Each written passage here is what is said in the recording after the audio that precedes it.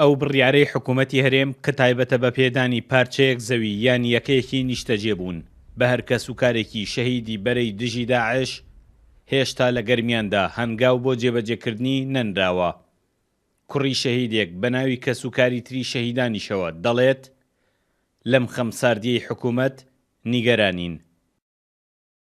حکوومەت ڕاستە بڕیاری دەرکردووە بە دروستکردنی خان و پێدانی ئەرز بۆ بنەماڵەی شەهید و کەسوکاری شەهید، بەڵام تا ئێساکیە ئەو بڕیارە لە ناوچە بە تایبەتی ناوچێ سنووری گەرمیان هیچ شتێک ویان بۆ نەکراوە، ینی بەڕاستی پەراوێز خراون، چونکە لە ئێستادا بەهۆی قەیرانی داراییەوە زۆربەی زۆری شەهیدان و کەسوکاری شەهیدان کەم دەرامەت لە خانووی کریان هەیەە یەتیمەکانیان پێ بەخاوە ناکرێت کە باوکیان شەهید بووە.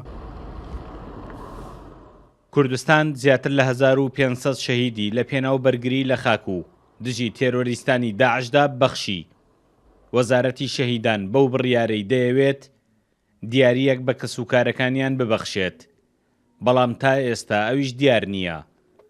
قایم قامی کفری دەڵێت ئێمە پارچە زەویمان بۆ ئامادە کردوون و تەنها نووسراوێکی ڕەزامەندیمان پێویستە.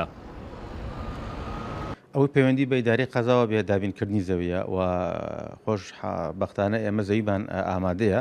هەر کاتێ فەرمانی سەروترمان بۆ هات بۆ پێدانی زەوی بە کەسوکاری شەهیدانی دژی داعش، ئەوە ئێمە ئامادەین زەویان پێدەین و لە هەمان کاتە ئەگەر هەر بۆ بەرهێنەرێک یاخود هەر خێرخوازێک یا حکومەت ئەگەر بێوێت یەکەی نیشتەجێبوون بۆ وارسی شەهیدان دروست بکات، دیسان ئێمە هاوکاریان دەکەین و زەویشمان هەیە بۆ ئەوەی خانوو بۆ کەسوکاری شەهیدان دروست بکرێت.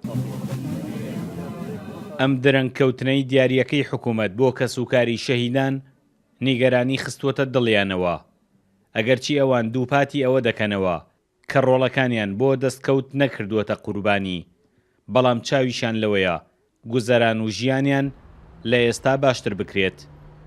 سامان کەریم، کورتسات نیوز، کفری.